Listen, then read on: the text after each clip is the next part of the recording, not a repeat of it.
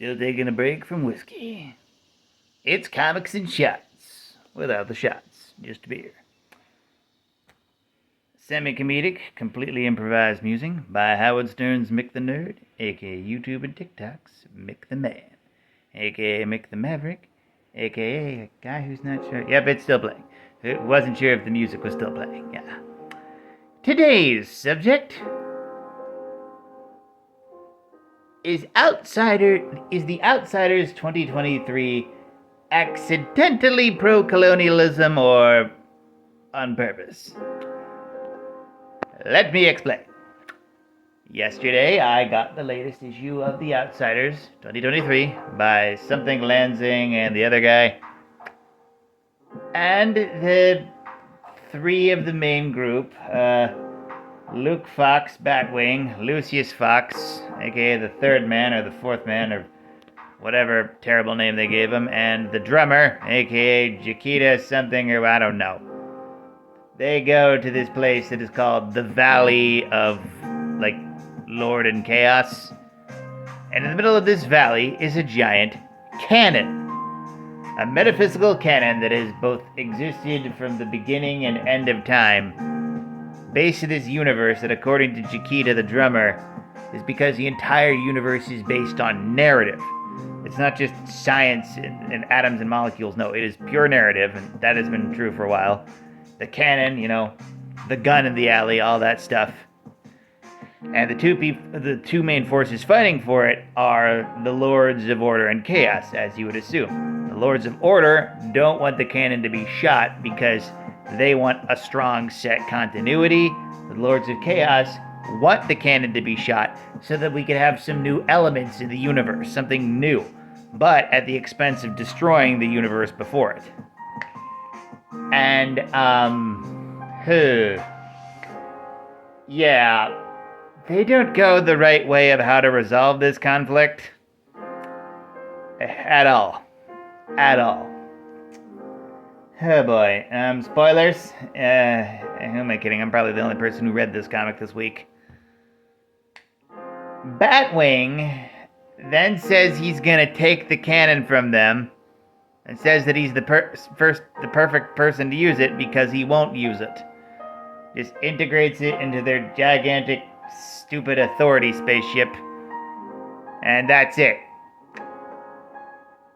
It's a comic where a group of outsiders go into a place with an ancient artifact that two sides have been fighting over for thousands of years. And they decide to take it because the natives who are fighting over the object of power aren't smart enough to decide what to use with it. It is a comic about people who go to a different land, find people arguing about a thing they want, and then decide to take it because they know better. It started out as meta-commentary, but ends up being weirdly pro-colonialism.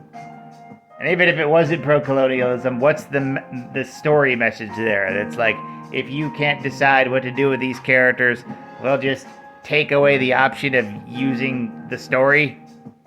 What? That doesn't make any sense. That's a horrible message. And obviously, they're just, like, it feels Waller-esque. They're just taking an asset just to have it. That's, like, but they're not going to use it because Batwing's a good guy. He's way more pragmatic than Batman. He just won't stop saying that every single frickin' issue. He's better than Batman, blah, blah, blah. And so Batwoman shows up last minute with a magic gun from the last issue. Yeah. I really hope that they weren't trying to be pro-colonialism, but the story ends up feeling like that. And it just made me feel uncomfortable. There's only 2 issues left in this run. There were supposed to be 12 issues, but they're stopping short at 11. Because this is probably the weirdest Outsiders book of all time. Because it's not an Outsiders book. It's a planetary sequel that they slapped the name Outsiders on because they didn't think anyone would be into the planetary anymore. Wrong. There's quite a bit of people who like the Planetary. I'm not one of them. I actually didn't know that this was a comic before this. But for those people who did, probably would have liked it if they took a risk and just called this obvious sequel to the Planetary, and not just slap on 3 random Bat characters to it. And I say 3 randos and not the original Outsiders, because none of the original Outsiders are in this. Well, actually, that's technically not true. Duke Thomas is in it. Well, the Final Night version of Duke Thomas from Tales from the Dark Multiverse, Dark Knight's Metal. Yeah. You know, the version who fought a last stand with all the dying superheroes against unreality, escaped, saw Tempest Fugonaut and kicked him in the groin. Yeah.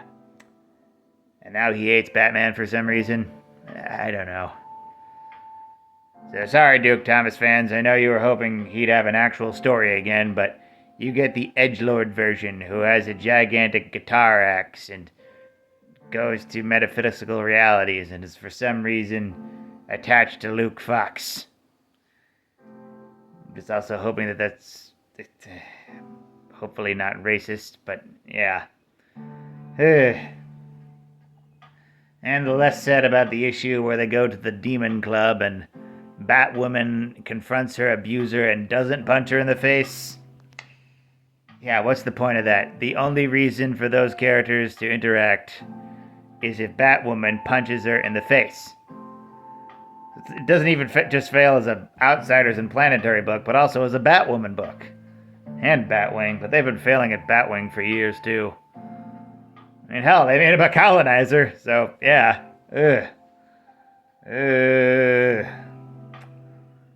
I am gonna get the last 2 issues, but primarily because I'm already like 9 issues in, and, you know, like, the artwork is nice. I want to see how it ends, but, yeah. Oh, boy. Oh, boy.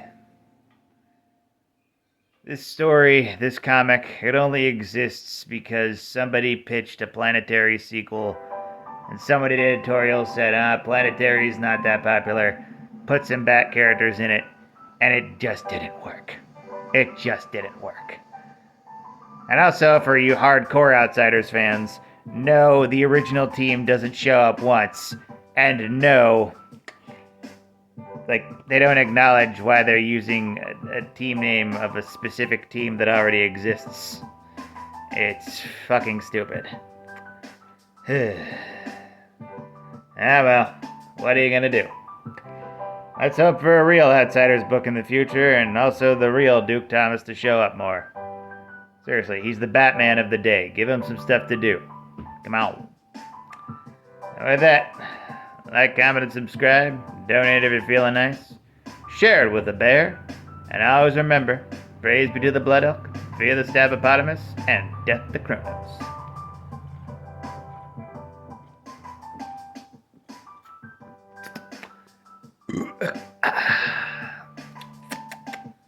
Smooth.